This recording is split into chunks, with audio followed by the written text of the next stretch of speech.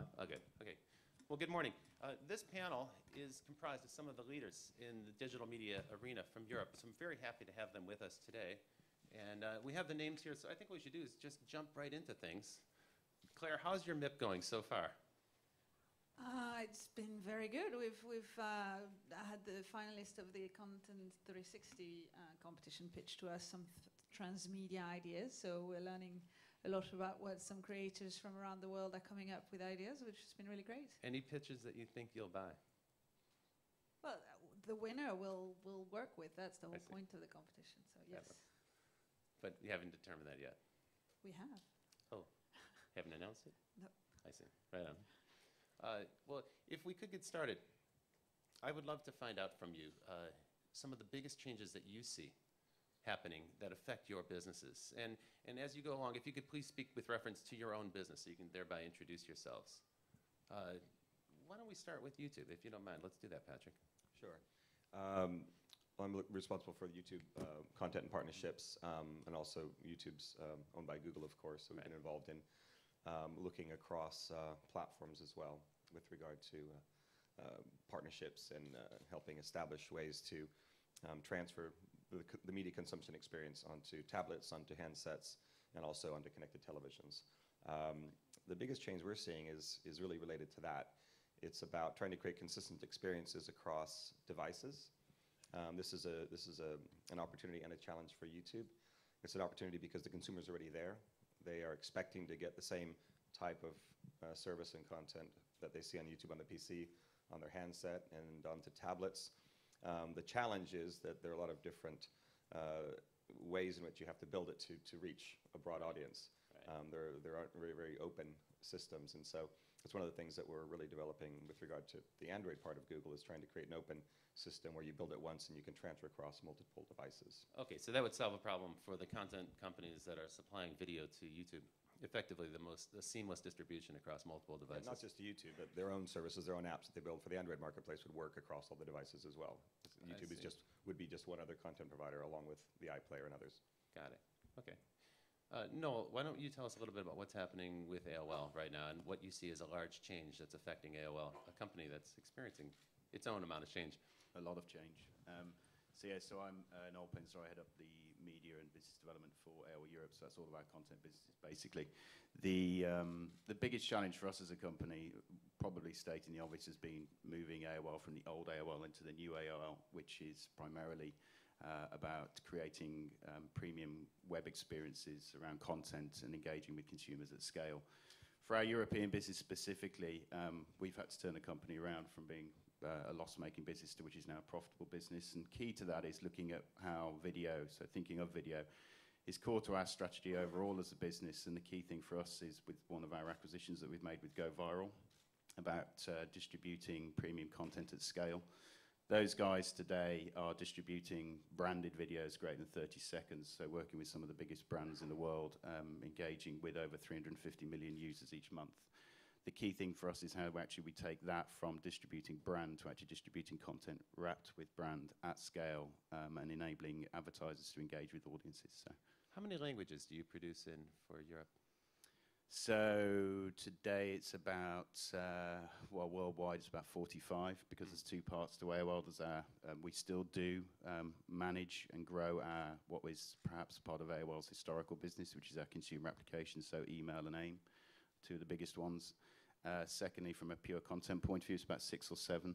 Go Viral, we have offices within 6 markets now, including the AOL offices. So, but that is not just about producing content. That's also key to us, is working with the big content players as well as small. And so we've worked with about, in the last 12 months, 20 content partners, including the likes of Endemol, about creating original programming and enabling it to work on the web. We'll definitely want to talk to you about that partnership process, but let me circulate the questions a little bit here.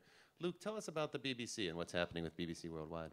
Well, I think the single most exciting and important thing happening for us this year is the real traction of our video services, both at home and internationally. Obviously, the iPlayer has been an established success for a couple of years now. For those who aren't familiar with the iPlayer, why don't you tell us a little bit about it? Sure. I mean, the iPlayer is currently a UK service which provides the whole of the BBC's video and audio output on a catch-up basis for 7 days after broadcast. and that launched 3 years ago, and that's been very successful throughout. And yet, even though it's kind of quite well established in people's consumption patterns today, we have seen just in the last kind of 3 to 6 months exponential growth all over again. So I think, kind of sometime last year we broke through the 100 million long form streams a month mark, and then by the end of last year we're up to 150. Now we're around the 200 million mark. So the growth rate just over sort of the last 6 or 12 months for a service that was already quite well known and established is kind of extraordinary. Now internationally, I'm responsible for all of our international digital activity, including bbc.com, which is our global website, and the rollout of iPlayer internationally, which will happen this summer. We're seeing a sort of similar kind of trend happening, obviously not on iPlayer yet, 'cause it's not launched, but on bbc.com, where we carry a fair amount of video across news, sport, travel. And we've seen growth over the last 12 months of between 50 and 100% in usage of our video content, mainly short form content across our key markets around the world. And I think that's in line with the kind of growth rates that you're getting in even established markets like the US. And I think that's exciting for 2 reasons. One is that just the sheer engagement, of your audience compared to a more traditional, more static online proposition is just much, much higher. And 2, the demographic of that audience is incredibly interesting. It's very young and it's very affluent, so it's obviously very valuable. Is the BBC concerned at all about cannibalization of audience? Are Well, they worried that some of the audience is going to the web and not going to watch television? I think, yes, that's a very interesting question. You referenced it in your presentation. I think the one caveat I was going to mention actually is obviously overall traditional TV viewing is up over the last year or 2 as well, to record highs. So we're not at a substitution level yet, and at the moment most consumption is additive. Obviously, if you start breaking that out into different demos, you're getting some substitution effects. So I do think if you take bbc.com, the usage, the average age, take the US, very advanced market, I think 40% of our video users in the US are under 34. So that's a kind of Asian market demo, basically. And I think that is increasingly a substitutional usage where, certainly for news, online is a video channel which users are using ahead of a news cable network or TV service. Sylvain, if you can tell us a little bit about TF1 and some of the challenges that you see this new era is presenting for us. So I'm Sylvain Audigier from TF1 in charge of new technologies. First, the biggest change that is taking place right now is currently still digital terrestrial. This digital switchover is still going on and will end by November 30th this year. And so we're switching into a new competitive environment of 18 free-to-air channels, and there's an ongoing debate on whether we should expand the FTA offer towards 25 or 30 channels with the new frequencies that will be released. And yesterday when we spoke, you mentioned to me that... So that's the change going on today, but yeah, there are new arising challenges, but that are, I say, in a 3 or 5 years perspective, such as connected TVs or second screen. Connected TV is still not, does not exist in France yet. It's like just a few connected TVs that have been sold last year, and out of which only 1 out of 4 are already connected. So it's not a usage that is part of the French habits. But I agree with you, it is going to happen within 3 or 5 years, and and there's still time for us to get prepared and to define the way we want to do it. There's a big debate on how we should organize the value chain between TV broadcasters, TV manufacturers, and internet pure players. That makes me remind a debate that has been on first stage on the telco side, which was the net neutrality, is that we have to define fair rules between all the players, because we have 2 main areas of concern. First, there's a big difference in regulation between TV broadcasters and internet pure players. Like 30% of our advertisement revenues are taxes and obligations, investments in French productions, and we're not playing in the same courts between us and the pure player. We cannot mix things so that there will be pop-ups on our channels that will put us in difficulties in front of some of the obligations that we have to respect, such as children protection or stuff like this. And our second main concern is about piracy, because with connected TVs, it will be more easy for the people to get access to piracy, and piracy kills creativity, content creativity. So two big issues here. The first one is the advent of the connected TV. And as Sylvain pointed out, broadcasters in different countries are subject to certain rules. So the example he gave, which was a very good one, and I thought it was very compelling when he told it to me. If you're broadcasting today in Europe, you have certain obligations about what you can and cannot say to children. Well, with the advent of the connected TV, it's possible to put a kind of overlay on top of that. The broadcaster doesn't necessarily have control over what's on that overlay, and that overlay could have all kinds of, inducements to purchase goods and services or advertising that's totally inappropriate for children, and this is outside of the control of the broadcaster. And so Sylvain pointed out that this is a place where TV companies actually have a disadvantage in connected television. We tend to think that new technology, interactive TV, is going to be all good for broadcasters, but as Sylvain points out, it creates a new challenge. And then piracy, of course, is something that we will need to focus on as well. No doubt, Noel, you have some experience with that from the music business. You saw what happened there, and the reaction of the music companies during the time when you were involved in that field, it seemed to me it was entirely defensive. There wasn't much of a plan for how to offensively attack the opportunity. They simply tried to resist it. Do you think that that's what you see TV companies doing today with respect to the web and broadband video? I'm not sure whether we see it yet today, but it's one of the things that perhaps needs to be avoided. I think it's the key thing. Trying to be sensible in my discussion. So yeah, potentially. I mean, there's plenty of threat, and the reality is, I think, for any content producer today, that the piracy is already rife. I mean, whether you try and block it, consumers will find a new way to do it. Technology will enable that. The key thing is that we collectively perhaps have to look at the value chain to see how we embrace it. Not so much piracy per se, but actually how we deal with it from a commercial level. And that's perhaps one of the failings of the music industry, is the way in which they resisted for so long, whether that be DRM, whether that be the commercial models, their expectations. But I suppose a key part to that is just because people stopped buying bits of plastic and started consuming content digitally, the funding model in parts was incorrect moving forward. Well, one of the primary reasons why piracy took off in the late 90s and early 2000s is that the record companies simply didn't make their wares available in a legal form. And so consumer behavior being what it is, consumers are going to find a way to get the content that they want on their device. And so if the content is withheld from a legal way of selling it, consumers are going to find their own way. And it wasn't that your experience, or are you being too polite to go there? No, I mean, you only have to look at legal versus illegal. An example to me that always struck me, having worked for a major record label, was Spotify. The amount of content you could find others viewing which wasn't available commercially, whether that be to download or to stream, was amazing. So to your point, people will find what they're looking for, and if they can't get it through a legal method, they'll take it from a place where they can. It's important to remember that in the analogy to the music industry, the TV is the radio. It's not the little bits of plastic. Home video markets are the little bits of plastic, and that's something that we need to be very careful about, because it funds a lot of the content on television. But the actual medium is the exact parallel is the radio, and the radio is doing as well as ever. So it's hard to draw a complete parallel between television and music, I think. You're right. The implications for film might be much more grave than the implications for TV broadcasting. Yeah. And I would just say that the biggest thing that can be done to battle the piracy is for the content creators, the technology providers, the service providers to make services that are easy to use, that are transferable across devices. And also, it's important that the rights holders are working to narrow windows and make things available if they can globally, even if it's in a different model. You release in one country in theaters, in another country you release it on a pay-per-view basis.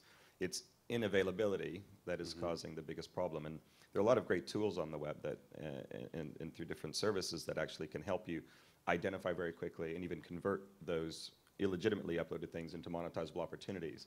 And that didn't exist before. That's true. That's changed a lot now. And in fact, Massively. YouTube's position has shifted significantly too. But, Well, the position hasn't shifted. The position has always been protection of rights. What's shifted is the sophistication of the technology. Okay. No, you laugh. Well, you have to say that, but I wouldn't don't expect you have to say anything else. I don't have to say anything. The position of respect of rights has always been the same. It's the tools that allow you to identify and then make a choice to block, monetize, or track it. I mean, just ask anybody on the panel from, Right. from Fremantle down to the BBC, is extremely sophisticated. The other thing I'd say in reference to your comment before about anybody could just put an overlay over broadcast is actually, I can't imagine any particular case where that would actually occur. So I'm not exactly sure what you were referring to, but connected TV device does not mean Wild West of random ads appearing across your TV screen. No ads will appear in a space, in a connected TV space, unless it is done with the approval of the owner of the website that's optimized for the TV device, or otherwise. So I think that people are a bit fearful sometimes of the unknown, as you normally are when new technologies start to shift people's consumer behavior. But that was a relatively uninformed comment, I think.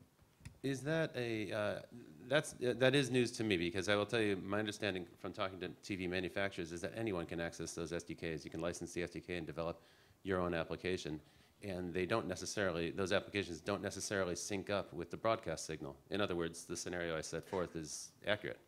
Well, if you are within an application, you're within an application, and that application would not include the broadcast stream of TF1 or the BBC or anybody else. You're inside your own space. I think a lot of things will have to. Two different ideas. Okay. Yeah. What I'm referring to is literally the overlay, the tickers that those the Yahoo widgets, for instance, that you can develop. Yeah. Those don't necessarily sync up with broadcast, and you could have any type of content there. Yeah, I mean, I think that one of the reasons why you don't have a lot of services launched in Europe yet is, and things are moving more quickly in North America, is because of the regulation. I think people have to be very cautious and take their time to make sure that they're complying.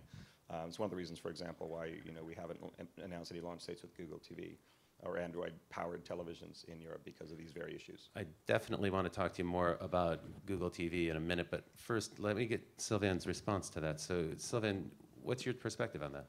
So you asked me that. So what can we do? So first, we have issued Internet TV principles, all the French DTT channels that are intended to serve as rules of the road for players on the internet will go on the TV. And the main goal is the adoption of content integrity principles, such as we said, that broadcasters will fully and exclusively control any content or services that will overlay from a source not controlled by the original broadcaster. So that's our answer number one. Number two is we are trying to define a new label called DTT 2.0 as a key of success for smart TV in France, and that will embrace, in fact, a unique standard, HBB TV, that will allow us to have full control on broadband on TF1, which when you will use the red button, you will switch automatically to TF1 broadband portal. It will include also the Internet TV principles I was talking about. I mean, manufacturers that will be willing to have the label will have to fully comply with those good practice rules, and will include also specific items concerning part of on which we are regulated, such as children protection also is very important. Okay, so let me see if I got this straight. What you're proposing as a way to deal with the rules in the broadcasting business and the intersection between TV and the web, you're proposing to extend a new set of rules that would govern the web and would govern the behavior of internet companies. So is your proposal regulation for the internet? Is that what you're saying?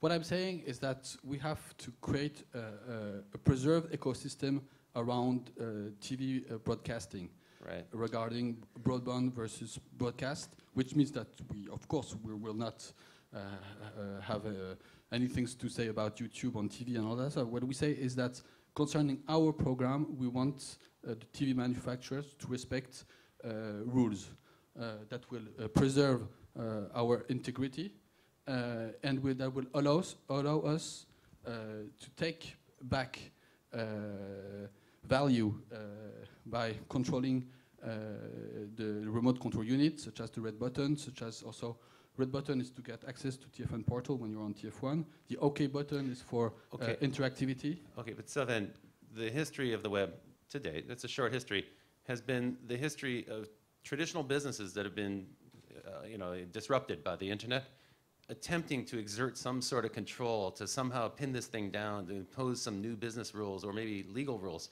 onto it. Those have all failed. There hasn't been one example of an industry that's been able to kind of erect a walled garden. You know, here we have a representative from AOL there. They're perhaps the best example of a walled garden that existed, but even that eventually crumbled. So do you really think that that has a chance of succeeding? What you're proposing is a new set of rules for the web. I can't imagine any web developer present in this room would sign up for that. It certainly serves your interest as a broadcaster because you get to extend your hegemony out to the web as it pertains to your video. Trying to package and control consumption of web content or browser-based content on a smart television is like WAP. It doesn't scale. Users are smarter than that, and that's why you've had connected TVs that have been sold in the past that have been unsuccessful. And also, you have to switch between auxiliary input, and TV. And once you have to switch between the two, you also lose the user. It has to be integrated. It has to be open. Imagine, would any of you buy a new mobile phone if you didn't have pure internet access via browser today? Would you buy that? Anybody? Same thing will happen with televisions. It's a very good analogy. So for the first 5 years of mobile internet, you had to go through a carrier's portal. You had to go through a carrier's storefront. You had to buy only the applications that were approved by the carrier. But beyond the walled garden argument, which I completely buy, we shouldn't have a walled garden. I think the idea that you need to protect the integrity of the broadcast stream so that people can watch a program without the pop-ups, I think that's a very important feature. I agree that people should be able to turn it on and off, but I would like to be able to turn it off when my kids watch TV, for instance. Me as a user, not the broadcaster, but because I'm a grown-up and I can do it myself. And I think having the technology in place to make sure that if the user wants to have a pure broadcast experience, it is possible, that is a very important next step in connected television. Absolutely. You also have to recognise the value to the user of more end-to-end design services, which walled garden is obviously a pejorative term, but the app environment is in its own way an equivalent, but it's vastly improved the user experience. I'm not saying that's where everything ends up. Right. It may well be like a transitioning period that lasts however long, but actually it can create a more compelling user experience. It's driven mobile consumption very effectively. Your company is an illustration of the principle that we were just describing here, because instead of waiting for the British government to issue some sort of rules about how and where one can access BBC content, you took the initiative to build the most innovative and cutting edge and most satisfactory experience of BBC content that's out there. So you didn't need a rule with the money to do of that. the British government, though. Well, fair enough. I mean, that's a very good point. That's true. Public. Yeah. Just one remark about walled garden. HBB-TV, so it's just open standard. It's not a walled garden. HBB-TV has been defined between broadcasters, but not only in France, also in Germany and other countries, and with manufacturers, to add new features around the TV experience, broadcasting experience. But it's open to any channel that is willing to go and use those services tomorrow. It's totally open. And second, it's, you say WAP. I agree that in fact that it's going not to be a big gap as far as technology, because one of our target is low-cost implementation in TVs. HBB-TV will cost only a few euros additional cost in the TV, so it's going to be everywhere on all the TVs. Okay. Could I just go back? I went from sort of sincere flattery to kind of having my legs cut, which is fair enough. Just a point of clarification. Is actually the money of the license fee payer, which is essentially a subscription system. Now, it might seem slightly odd to some people that our subscription system involves being sent to prison if you don't pay it. So I do appreciate it's not a normal model. But I think, in spite of all the complexities and oddities of the BBC, I think one thing it has sustained an ability to do is innovate. And I think with the iPlayer, with UView, which is coming shortly, internationally with our iPad app, where we were a launch partner a year ago, we do innovate. But I think the reason that has worked so well is because we have, going back to this previous one, we have created, the iPlayer, we've been pretty obsessed about creating end-to-end service and it being, that integrity being sustained, and we're not putting it on platforms where we can't maintain that integrity. Right. I don't think that position is going to last from either a consumer or a regulatory point of view in the long term, but it's also, that's what's created such a compelling user experience in the iPlayer. No, that is has its benefits. That is very true. So if a business partner of yours wants to distribute BBC content, the BBC will say, you can take it in this format, in this player, in this way, in the sequence that, in other words, you retain some measure of programming and creative That's correct. control. So that's why it's on Virgin Media platform, but not Sky, because the willingness of our partners to carry on that basis. Sky is pressuring the British government to change that right. And they have a number of, substantive arguments. So. Got it.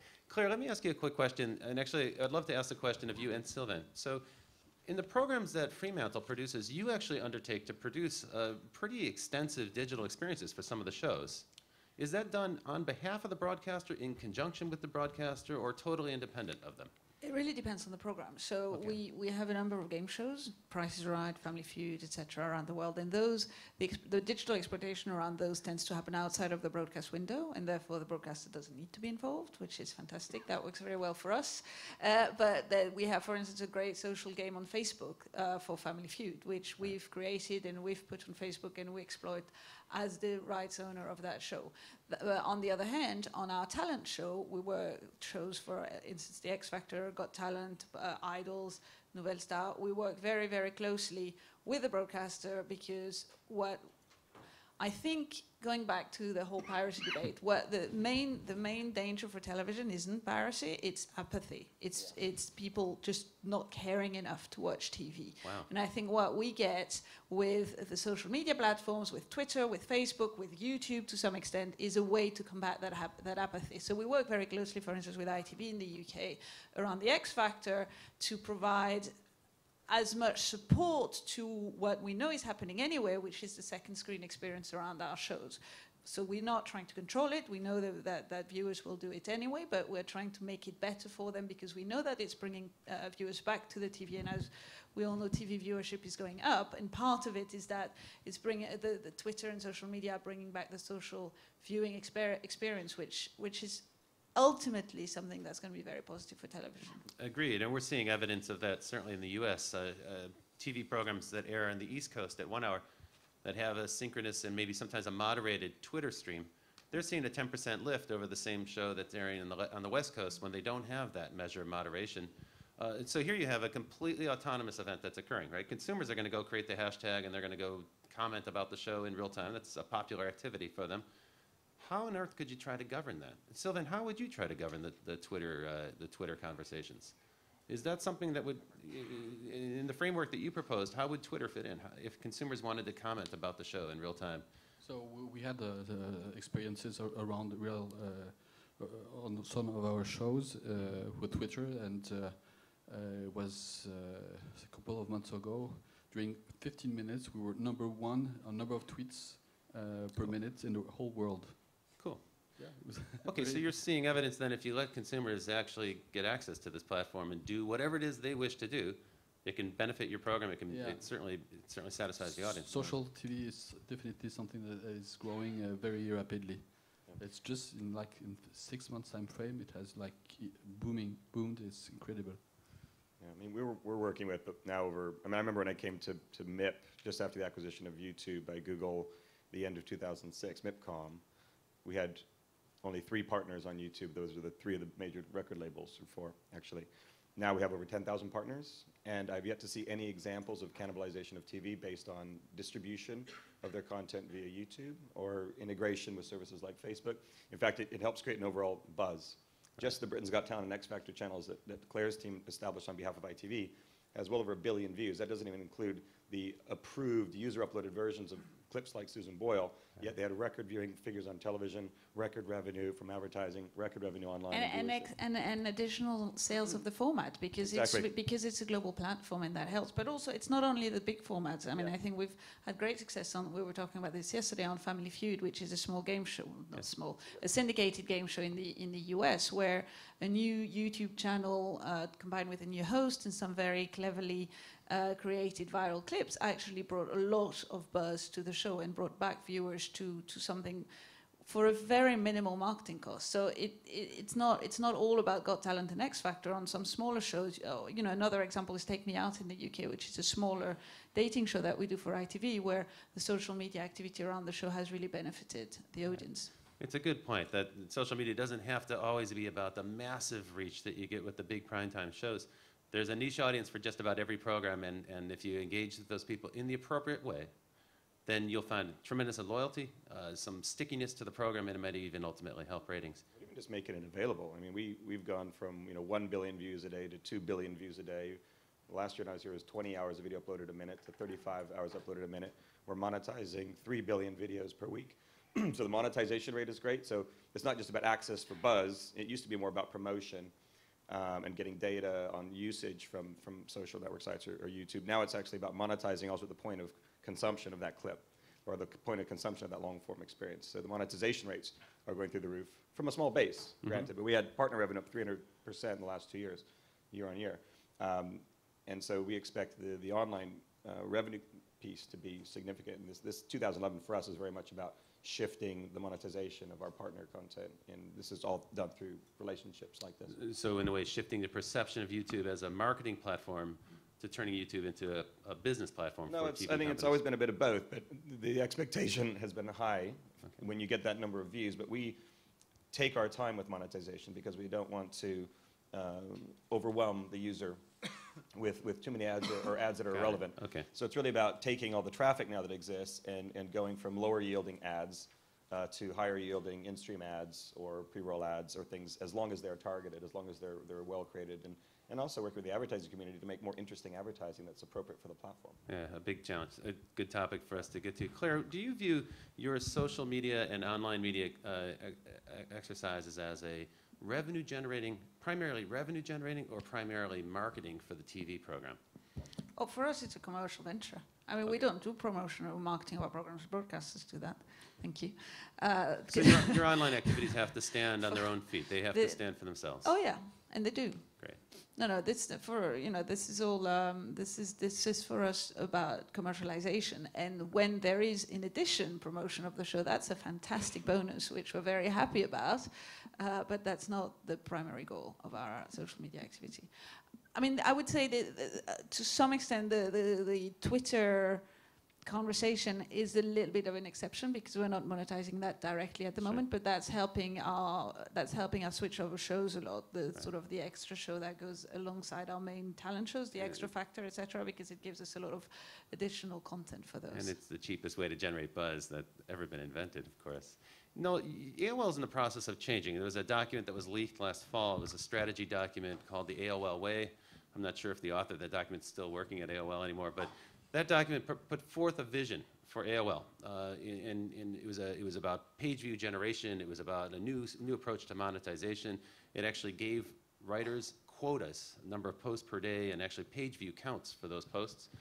And it also set forth some rather aggressive goals for video. Can you talk a little bit about the content program today at AOL and your strategy? Yeah, sure. I mean, look, the vision of the company is to create premium web experiences around content at scale, that at scale and leaked documents get leaked. The reality is that we have a large number of in-house content creators, primarily journalists. We're a web-only business today, right? You know, the key thing is that we have some very talented, award-winning journalists in-house, and we have a large number of what I would term as freelance contributors. Okay, so for Europe alone, we have over 140 odd contributors to our sites. Globally, I think it's quoted as around 4,500 contributors to our sites. But the core of our content is created by in-house teams or people that we pay. Additionally, we have a large network of bloggers, and they are bloggers. They're not paid for contributors, and they know they're not paid because they are blogging. And I think a key part to that is the recent acquisition of the Huffington Post, which has now created the Huffington Post Media Group within inside AOL, because there's a shared vision between the Huffington Post and AOL about what the web needs to be from a consumer experience, from content. An easiest way to describe that is really the making or putting content in front of consumers in a democratic way. So the strangest examples I've seen so far is celebrity gossip around Charlie Sheen next to an interview with Barack Obama, you know, on the same page. Right. But it's giving consumers access to great content. One is to fulfill that lean back experience at times, but also that lean forward experience. The other, just to come back onto the social, if I may, I mean, for us, you know, we are seeing double-digit growth on a number of our key properties, and a big driver of that is coming from social media. And the Huffington Post is, from our perspective, is one of the best examples of using. Well, AOL was social media before we had the term, right? Yes, we had before. The communication platform originally was what people paid for back in the day. And inside a walled garden, many social tools, but there was a walled garden. But in some respects, the plan that you just set forth, lots of contributors, lots of bloggers, certainly the Huffington Post, has historically been less about the creation of content and more about the aggregation of other people's content. And certainly the video that's on the Huffington Post, very little of that is originally produced by Huffington Post. Huffington Post is simply an editorial overlay that links to somebody else's video. Often it's a YouTube stream that's plugged into a page. So is the AOL vision one of aggregation, or is it one of professionally produced content, more along the lines of what the other companies here on the stage do? The primary driver is original produced content today. So, you know, from one of the key things which has been stated to Wall Street is to put video on every page on AOL, which is a considerable amount of pages when you look at us internationally, right? It's a lot of pages. The goal I saw was you were going to try to convert 70% of those pages to some form of video by the end of 2011. It's on track. All right.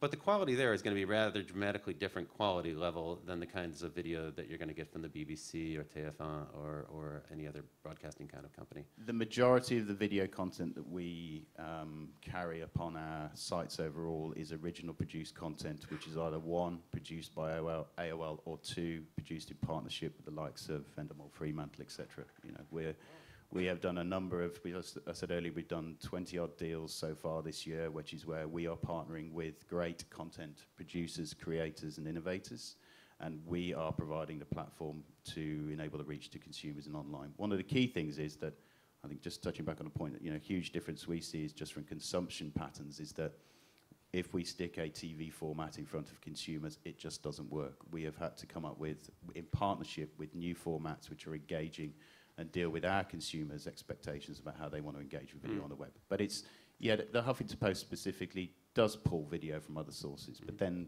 the Huffington Post is built upon social and sharing. I mean, it's an amazing platform, not just having great contributors, but it is about driving consumption wherever the consumer is, whenever they want it. Okay, so the response to the question, which was about aggregation, the response is, well, it's a social sharing platform. So you're facilitating a conversation around content regardless of the source. Indeed, but Yeah. core to our strategy is video, and that includes both one production, and as I said at the start, debate is we also see that about from a distribution to consumers, hence why we acquired Go Viral. Luke, from BBC standpoint, how does that fit with you in this vision? You're familiar with the Huffington Post. This is Ariana Huffington's blog that's turned into kind of what they term the internet's newspaper. What other people term you know, shameless remora that's kind of feeding off the products of other companies. What's the BBC's perspective on that?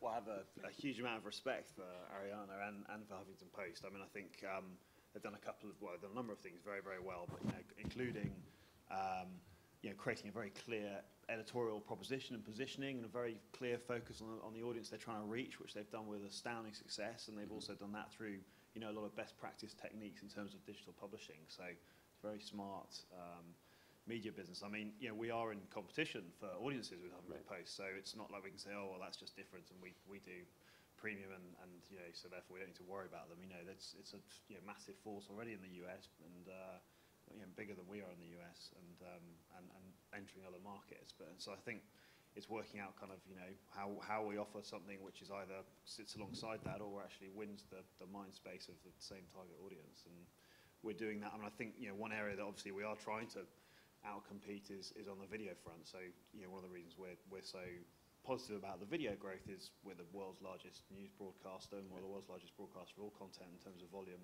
of original output every year. So it plays to a core strength, this shift towards video. Absolutely. Yeah, of course.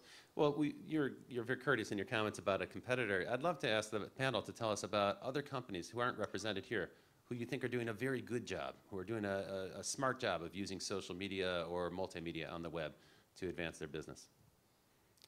Patrick, you see so many companies. Anyone who leaps to mind immediately? As far as broadcasters go, I mean, we've been working very closely with Channel 4. I think they've been very innovative, not just with regard to using different platforms effectively for syndication and distribution of their content. I mean, they view the consumption of Channel 4 content, let's say the watching of a video on channel4.com or on YouTube or on Virgin or on Seesaw, which is another aggregator service, as equal value. And they also manage the sale of ads against each one of those assets because they've established relationships that integrate the technology to sell ads directly. So they've really done a good job, I think, reaching out to the edges of where consumers gather and then monetizing at the point of consumption, as opposed to having this sort of protective space where you can only come and watch it here at this place. I think Rai's done a great job of that, La Sette in Italy as well.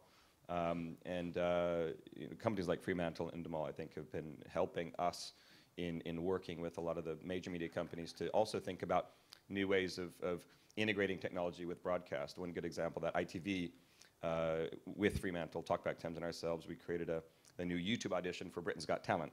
So going to the web to get more people to participate actually in the broadcast. So that takes some forward thinking. It wouldn't have been ITV that came up with it. It was, of course, through Fremantle and Simon Cowell that said, we need this to get to additional circles of users. So, but I'm constantly surprised, some that we think, are really being protective may just come out and change their mind quickly and innovate somewhere. But I think the most important thing is that you try, you test, you experiment, you have to engage. Otherwise, you're going to be left behind. No major broadcaster is going to lose their brand value or be left behind if they engage, if they respect the users, if they go where the users are gathering, if they open themselves up for syndication and exploration. It's only if they fail to move that they're going to become irrelevant. That's their own fault. I see. Claire, anyone that you respect greatly outside of Fremantle, who you've observed that they're doing things that you admire, maybe respect, and wish to do yourself? I always look at what the football clubs are doing. Right. I look at what Chelsea and Manchester United are doing on the web, because usually they're ahead of the curve. We don't tend to be the early adopters of technology, because that's not what our audience wants. We tend to jump on a technology or a new social behavior when it's reached some form of mass penetration.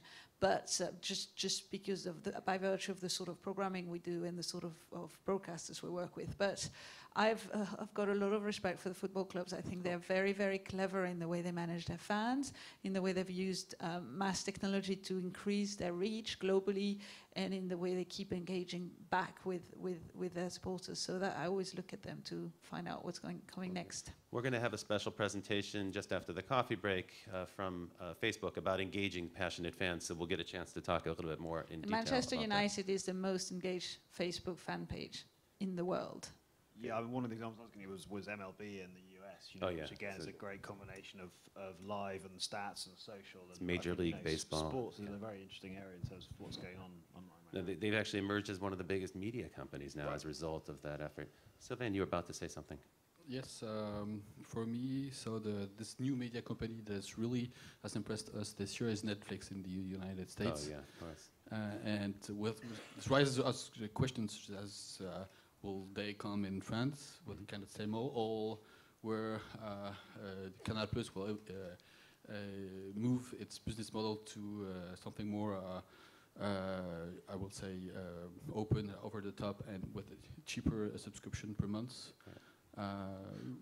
Could we, us, TF1 Group, be part of this new adventure? I don't know, but I still believe that in France there's something to do on the over-top ecosystem with SVOD, low-cost subscription, whereas Canal Plus today is kind of very expensive. In a few minutes, we're going to hear from Cédric Ponson, who's the CEO of Zauza, and he can tell us a little bit more about France's answer to Netflix. So I'm looking forward to that session in just a few minutes. Noel, any other companies that you admire, companies that you think are doing something tremendously innovative? The one that springs to mind is actually one we've worked with, which is a how do you call them, small production company, a smaller production company called Channel Flip, who we've worked with around creating content in the UK around the large TV personality called Harry Hill. The reason why I like what they do is more their approach as being, one, is creating great content at sensible funding levels, number one. Number two is the way in which they work with their partners to enable whatever brand is sponsoring, because it's ultimately branded content, but enable their partners to drive engagement, i.e. they're working with both, one, social media is a key part to that, but also taking that to multiple other media owners on a controlled basis, control being a positive word in this instance, to actually drive views. And the numbers that they've been achieving, and I know they've been working with, they have a YouTube channels, for example, which has driven huge engagement, but they've also worked with us and large other media owners, and it's actually just driving consumption and therefore driving premium advertising revenues. Good. Well, I just want to throw 10 seconds. Al Jazeera, I didn't mention it. Super example. Incredible. They have, I think, 500, 600 million views of their channel on YouTube. They are adapting to the fact that broadcasters in North America are not taking their stream, and they are taking advantage of the web. They have put the BBC to shame as a brand on the internet with regard to distribution of clips and embracing user-generated content and identifying and matching and monetizing. It's a super example. I wish we had more time to Yeah. take it up. Unfortunately, throw we're that out done. Please join me in a round of applause, please, for our fabulous panelists here today. They will be available in the coffee break.